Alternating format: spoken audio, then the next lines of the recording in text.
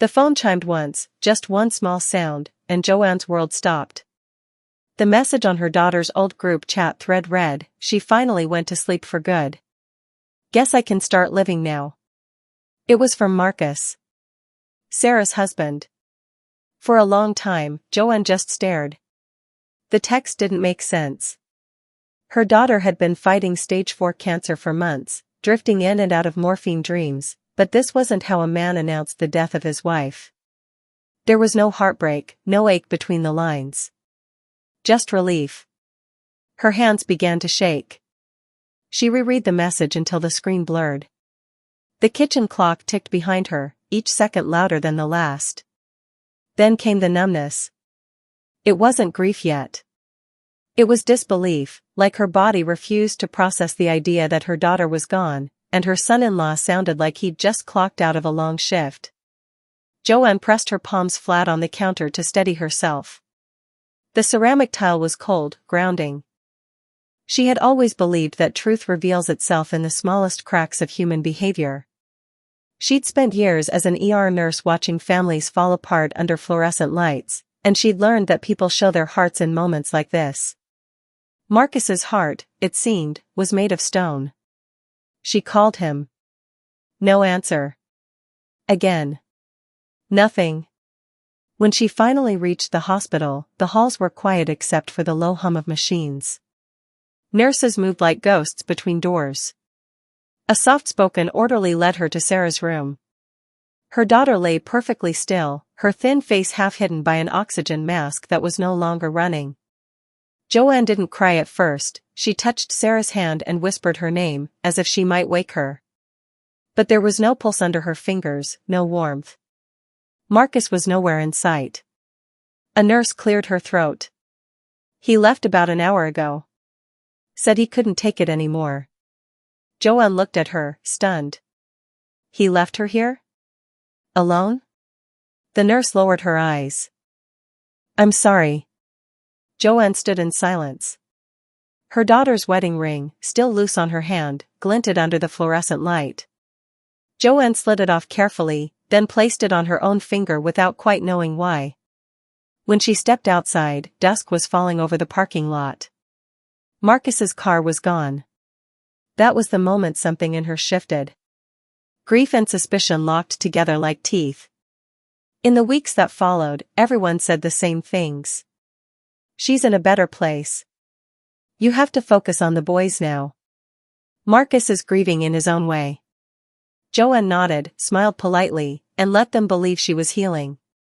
But every time she looked at Sarah's photo on the mantel, her bright eyes, the way she leaned slightly toward Marcus in that picture, something inside her whispered that the story wasn't right. He didn't come by often. When he did, he carried himself like a man running out of patience. Always checking his phone. Always distracted.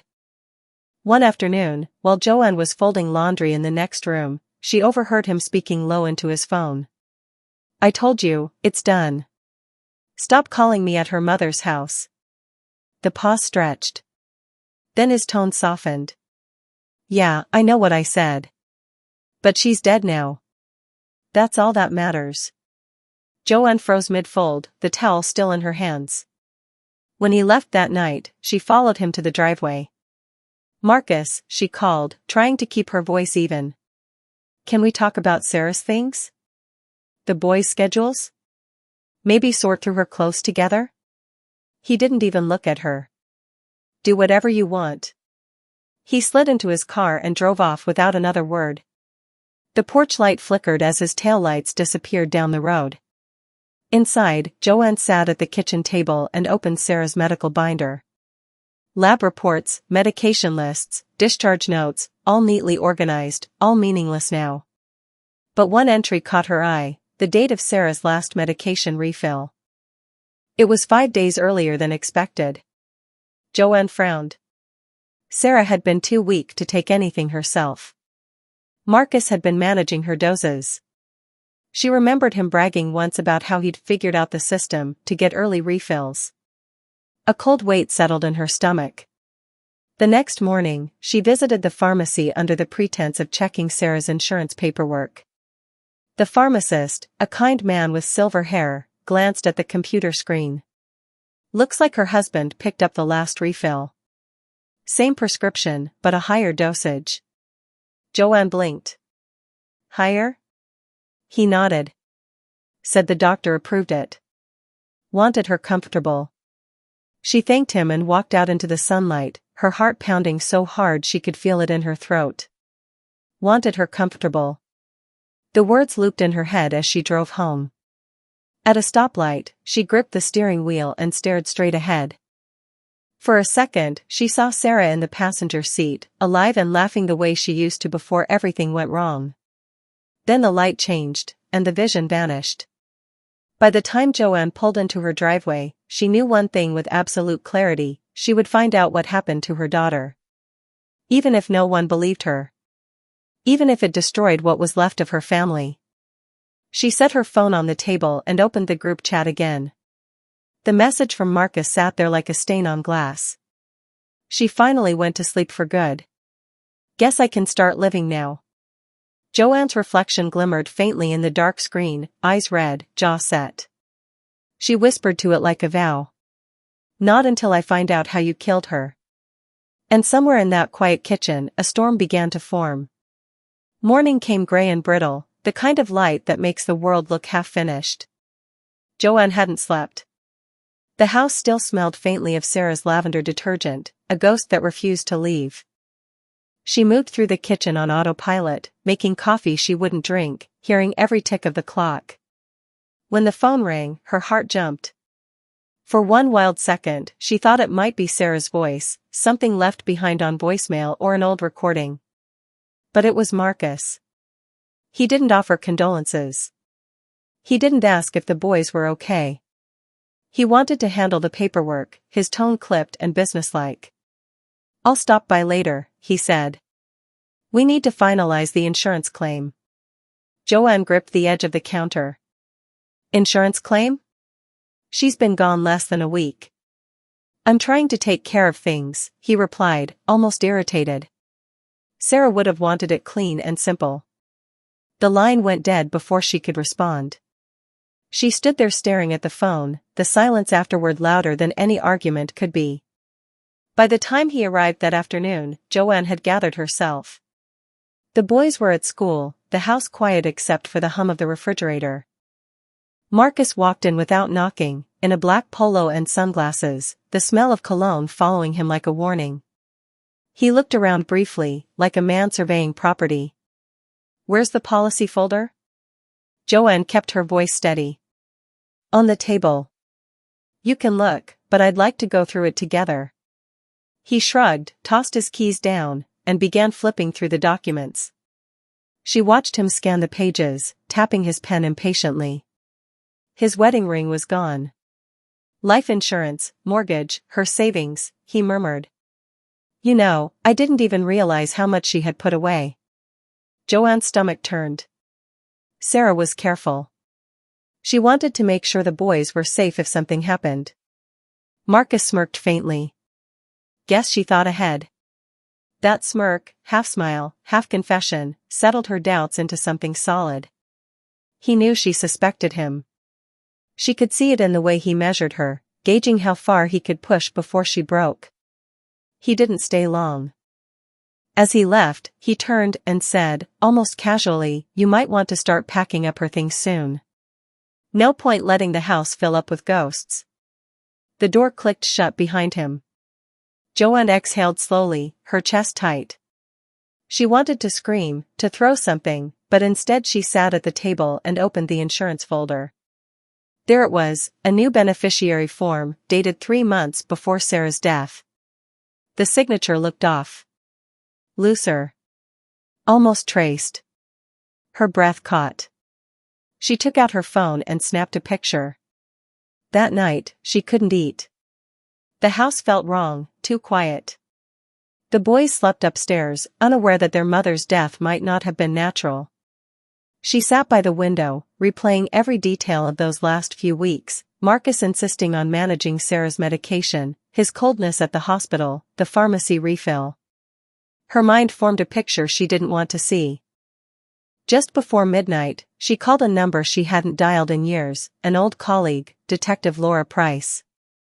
They'd worked together back when Joanne was a trauma nurse and Laura a rookie cop stationed near the ER. Laura picked up on the second ring. "Joe? It's been forever. You okay?" Joanne hesitated, her throat tight. "No. I think something's wrong. With Sarah's death." There was a pause. Then Laura's tone changed. "Tell me everything." They talked for nearly an hour. Joanne described the dosage changes, the forged signature, the text message. Laura didn't interrupt often, but Joanne could hear her taking notes. Finally, Laura said, "Don't confront him again." "Not yet. I'll start by checking the prescription records and financials. If there's something off, we'll find it." Joanne felt a strange mix of relief and fear. "Thank you." "Don't thank me," Laura said. "Just stay careful. Men like that, when they feel cornered, they don't stay predictable." Days turned into a slow crawl of waiting. Joanne moved through the motions of normal life, school drop-offs, groceries, answering neighbors' polite condolences, but her mind was elsewhere. Every time Marcus texted, her chest tightened. One message stood out: "Got a call from the insurance company. They'll release the funds soon. I'll make sure you and the boys are taken care of." The audacity of it stunned her. That night, she opened Sarah's laptop. It took hours to guess the password, an old family joke about their first dog, but once she did, a string of messages appeared. Most were mundane, reminders, notes, photos. But one email stopped her cold. It was addressed to herself, never sent. Dated 2 weeks before she died. "Mom, if anything happens to me, please don't trust Marcus with the boys. He's been different. Cold. And there's something strange about my medication, numbers don't match up. I might just be paranoid, but something's not right." Joanne read it 3 times. Her throat closed. She wanted to scream, but the boys were asleep upstairs. Instead, she pressed her hand to her mouth and let silent tears spill. The next morning, she printed the email and slid it into an envelope marked "For Laura." By Friday, Laura called back. "Joe, I checked the database. The prescription refills came from a clinic in another county, different physician ID, no matching records at Sarah's hospital. Someone forged it." Joanne's pulse hammered. "So not proof yet," Laura cut in gently. "But it's something." Joanne looked out the window. Across the street, Marcus's car pulled into the driveway. He'd started showing up more often lately, unannounced, acting casual, asking about the boys. "Laura," she said quietly, "he's here." "Don't open the door," Laura said. "I'll swing by." Joanne hung up and turned off the lights. Through the lace curtains, she saw Marcus step out of the car, phone pressed to his ear, pacing. His voice carried faintly through the open window. "Yeah, she's not buying it. Might need to move things up." A pause. Then, lower, "No, I'll handle it." Joanne backed away from the window, her hand trembling. For the first time since Sarah's death, she felt real fear, not just suspicion, but danger. Upstairs, one of the boys stirred and murmured in his sleep. Joanne forced herself to breathe, to think. Whatever was coming next, she knew this much: Marcus was planning something, and she was running out of time to stop him. Rain started before dawn, slow and steady against the windows. Joanne sat at the kitchen table, the phone in her hand, staring at the text she'd just received. "Meet me tonight. Don't tell anyone. I think I know what he did." It was from Crystal, Marcus's coworker.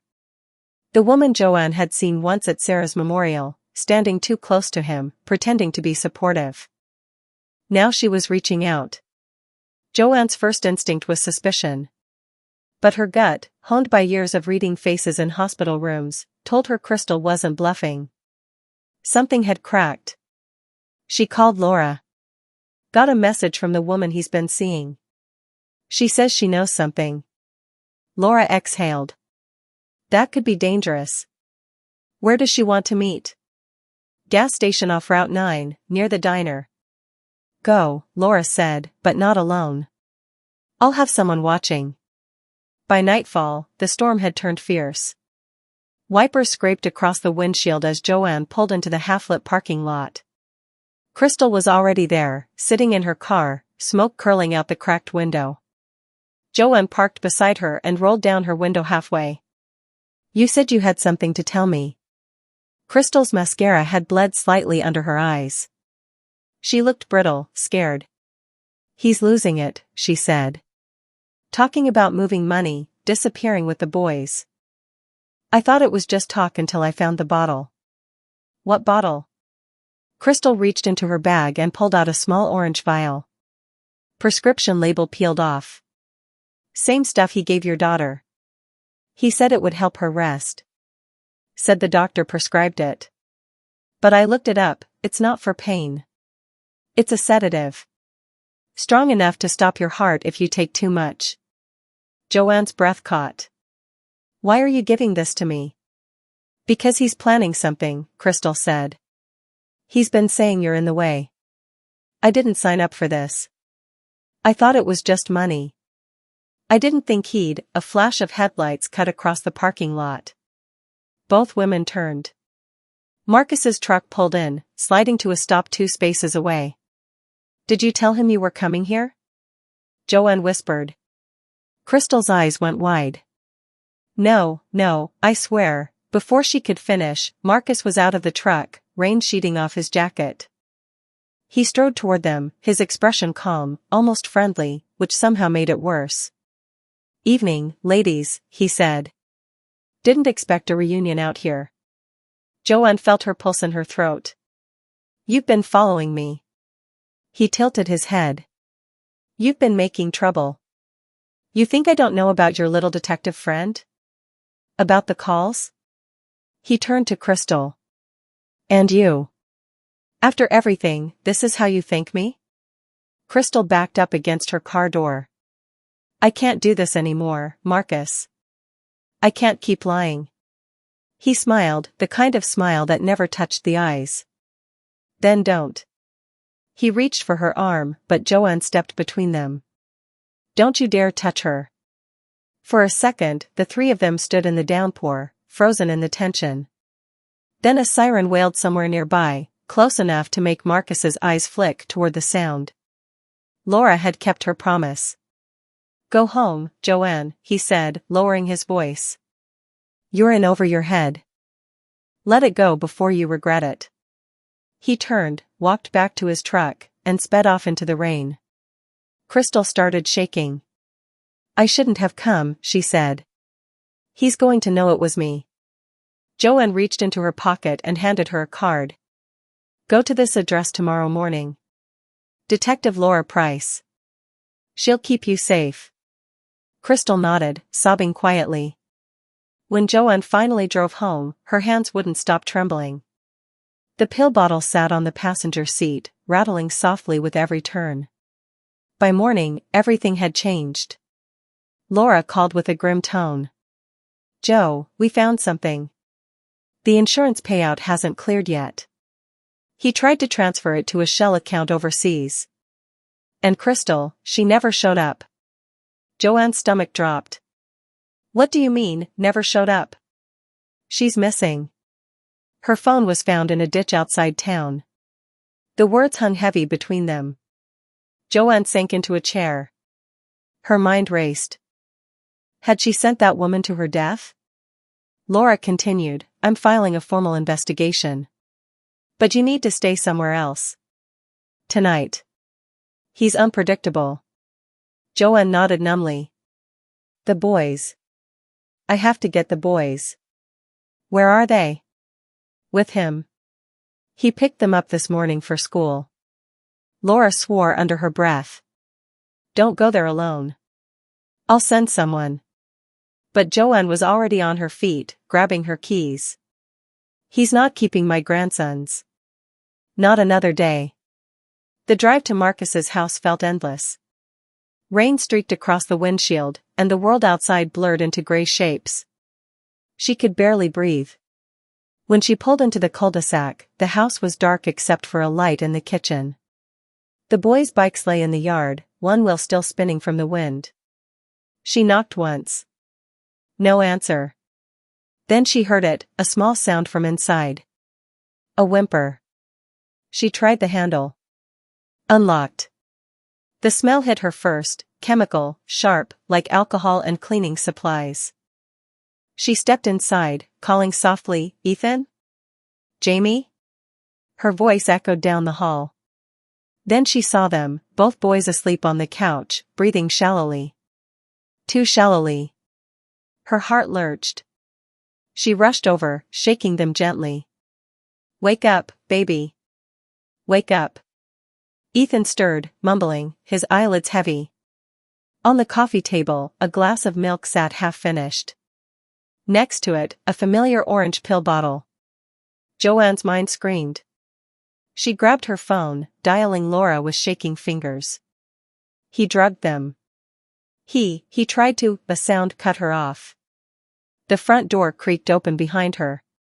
Marcus's voice, calm and cold, filled the room. "You just couldn't stop, could you?" Joanne turned slowly, her body blocking the boys. Her voice came out steady, quiet. "You're not touching them again." He took a step closer, rain dripping from his coat. "You think anyone's going to believe you over me?" Joanne didn't answer. Her hand slid into her pocket, gripping her phone tightly. The call was still open. Sirens began to wail in the distance.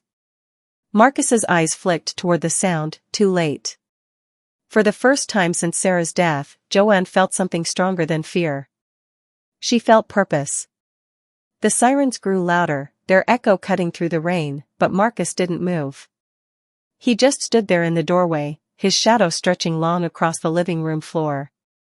Joanne could hear her own heartbeat, sharp and heavy, thudding in her ears. The boys were stirring now, groggy and confused, their faces pale. "Grandma?" Ethan mumbled. Joanne put a hand on his shoulder. "It's okay, baby. Stay down." Marcus stepped closer, and the smell of alcohol and damp leather hit her.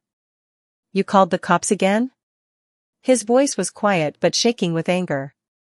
"You really want to destroy what's left of this family?" "This family?" Joanne shot back. "You killed my daughter. You almost killed her children. You don't get to use that word." For a second, something cracked in his expression, panic or guilt, but it vanished just as quickly. "You think you know the truth," he said. "You have no idea what Sarah wanted. She begged me to help her go. She was tired, Joanne. You just can't accept it." The lie was so smooth it almost sounded real. Almost. Joanne stood, keeping herself between him and the boys. "If that's true, why the life insurance? Why the forged prescription? Why run?" Marcus's jaw clenched. "Because I knew you'd twist it. You've always needed someone to blame." Outside, tires screeched on wet pavement. Flashing red and blue lights filled the windows. For a heartbeat, Marcus's confidence flickered. "You should have left it alone," he muttered. "I could have taken care of you too. Everyone could have been fine." Joanne took a step forward, her voice low and shaking. "You don't take care of people, Marcus. You erase them." The sound of a door slamming outside snapped both of them toward the window. A flashlight beam cut across the lawn.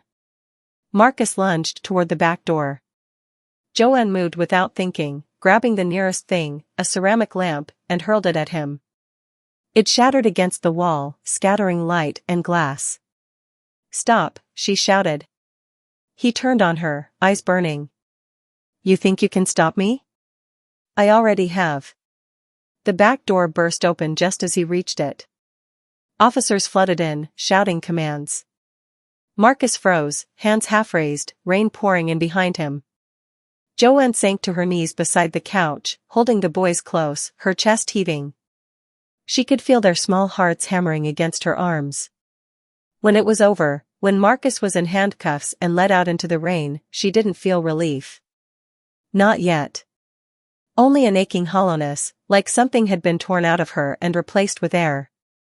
Hours later, in the fluorescent chill of the police station, Joanne sat across from Laura. Her clothes were damp, her hair plastered to her temples. She stared at the cup of coffee cooling in front of her but didn't touch it. Laura closed a folder on the desk. "The boys are at the hospital. They'll be fine. The sedative was mild, but enough to knock them out. Looks like he panicked when you started asking questions." Joanne nodded, eyes unfocused. "He said Sarah begged him to help her die. That it was mercy." Laura leaned forward. "We both know that's not true." "I know." Joanne rubbed her temples. But hearing him say it, it almost sounded rehearsed. Like he's told himself that story so many times he believes it. "That's what guilt does," Laura said. "It rewrites the truth until it fits the person who needs it most." Silence stretched between them. The hum of the vending machine filled the room. Joanne's voice broke softly. She was so young, Laura. 34. She still wanted to live. She kept talking about taking the boys to the ocean that summer. About planting sunflowers in the yard. "I don't understand how someone can watch that kind of hope and decide it's worth killing." Laura didn't answer. She didn't need to. When Joanne finally got home, dawn was beginning to break. The rain had stopped, leaving the streets shining like glass. She moved through the quiet house on instinct, checking every door, every window. The smell of chemicals still lingered faintly, mixed with something sweet, Sarah's old perfume, maybe, carried on memory. She stopped at the kitchen counter. The broken lamp pieces still glittered on the floor. She crouched down and began gathering them one by one, careful not to cut herself. Each fragment caught the early light. Each one felt like a piece of something she used to believe in: safety, family, love, and would never fully trust again. Her phone buzzed. A message from Laura: "He's not talking yet. But the evidence is solid." "You did it, Joe." Joanne typed back slowly, "We did it. But it doesn't feel like winning." She set the phone down and looked toward the window. The sun was climbing, golden thin. For the first time in months, the house felt still. Then she heard soft footsteps behind her. Ethan stood in the doorway, wrapped in a blanket. His voice was small. "Grandma? Is Mom watching us from heaven?" The question caught her off guard. She turned, her throat tightening.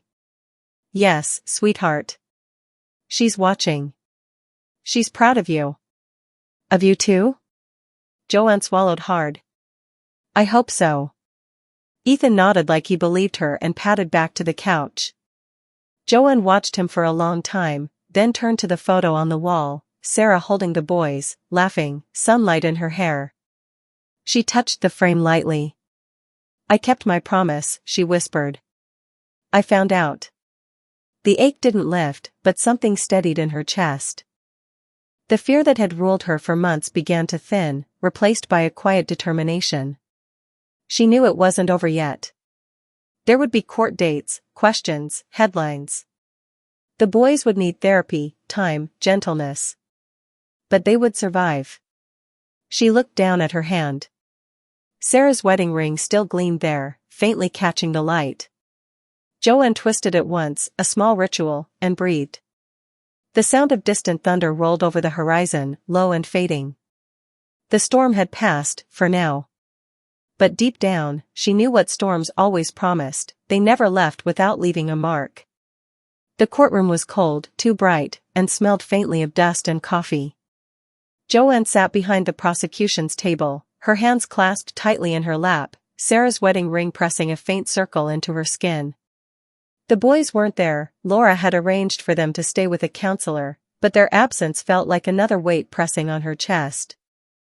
Marcus sat across the room, calm, clean-shaven, and wearing a navy suit that made him look like the man he used to pretend to be. He glanced at her once, just long enough for their eyes to meet. It was the same look he'd given her the day of Sarah's funeral, half smug, half pitying. Like she was the one who didn't understand how the world worked. Joanne forced herself to look away. The prosecutor began. The evidence shows that Marcus Hale intentionally administered a lethal overdose of a controlled substance to his terminally ill wife, Sarah Hale. He then attempted to poison their children weeks later when his actions began to come under suspicion. Each word landed like a strike to the ribs. Joanne had heard them all before during prep sessions, but hearing them aloud, public, formal, final, made the air in her lungs thin out. The defense attorney stood. Mr. Hale acted under unbearable emotional distress. His wife was suffering, begging to be freed. He was not a killer. He was a husband honoring her last wish. Joanne's hands trembled. She wanted to stand and shout, to tear through the polite silence of the courtroom and tell them what Sarah's final days were really like. The soft humming Sarah made when she tried to smile through the pain. The way she clung to life, even when it was slipping through her fingers. The way she whispered, "I'm not ready." But this wasn't her turn. Laura caught her eye from the front row, giving a small nod, steady, grounding. Then came the recording.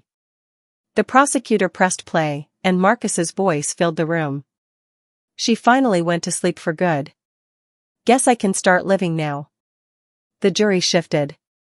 A few looked at Joanne, others at Marcus. The defense objected, but it didn't matter. The tone of his voice said everything. Joanne closed her eyes, and suddenly she was back in that kitchen again, the sound of rain, the smell of burnt coffee, her daughter's wedding ring still warm from Sarah's hand. The grief came like a wave, not sharp anymore but deep, old, heavy. When she opened her eyes, Marcus was staring at her again. But something had changed.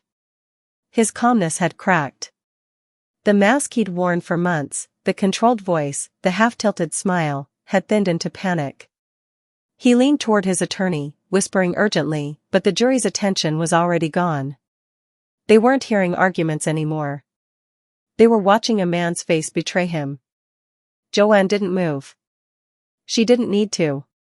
When the verdict came, it was quick, almost quiet. Guilty on all counts. The gavel hit once. The sound was small but final. Marcus's head dropped. He didn't look at her again. The deputies moved in, cuffing him, guiding him up. His composure broke for the first time, his voice cracked, muttering something under his breath, but Joanne didn't listen. She kept her eyes on the ring on her hand. Later, when the courtroom emptied and the echoes of shoes and murmurs faded away, Joanne stayed behind.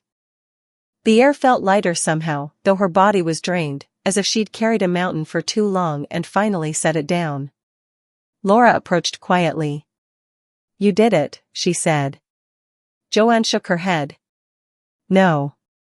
I just didn't give up." Laura gave her a small, tired smile. "That's the same thing." They stood in silence for a while. Joanne looked toward the window. Outside, the sky was pale blue, the kind of fragile color that comes after a long storm. "You ever think justice feels too quiet?" she asked. Laura nodded.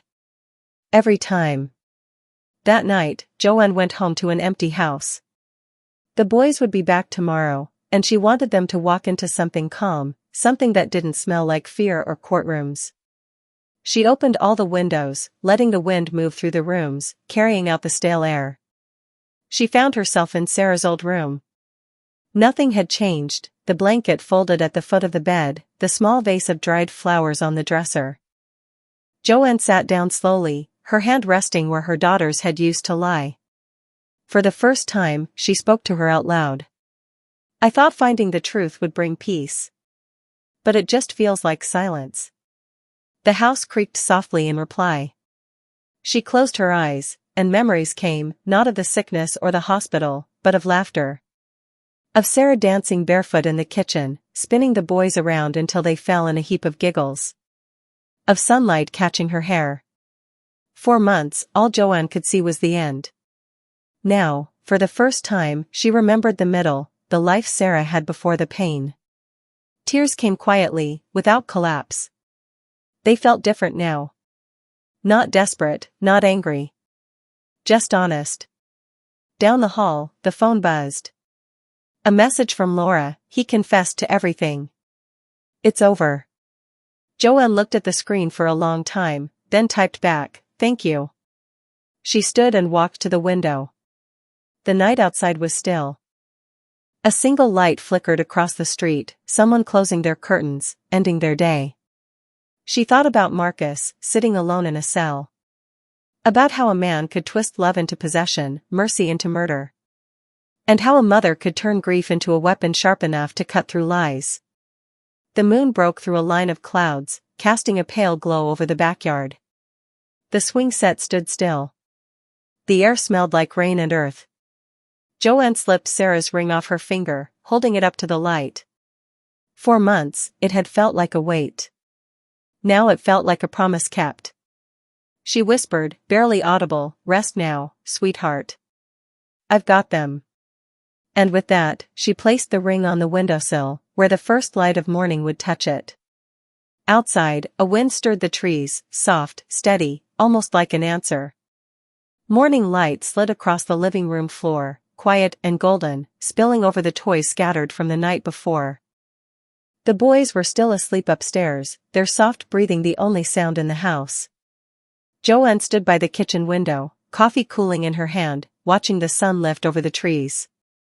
It had been 3 weeks since the trial. The world outside looked the same, birds darting between branches, a mail truck rattling down the street, but nothing inside her felt familiar anymore.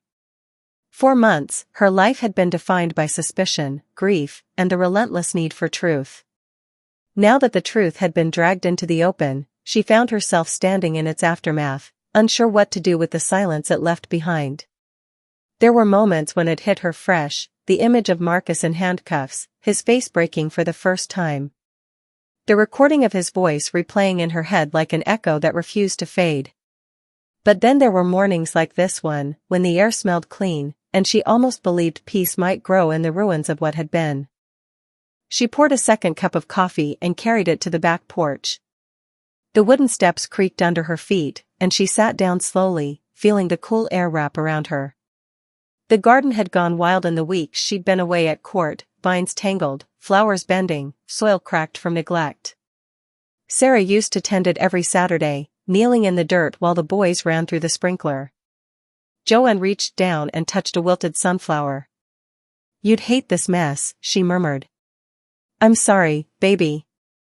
I'll fix it soon." She stayed there for a long time, the mug warm in her hands, until she heard the sound of small feet behind her. Ethan shuffled out first, hair sticking up, followed by Jamie clutching his stuffed dinosaur. "Grandma," Ethan said, squinting at the sun, "can we go to the ocean like Mom wanted?" Joanne turned, surprised. "The ocean?" "Yeah," he said, climbing onto the step beside her. "You said she always talked about it." "I think we should go.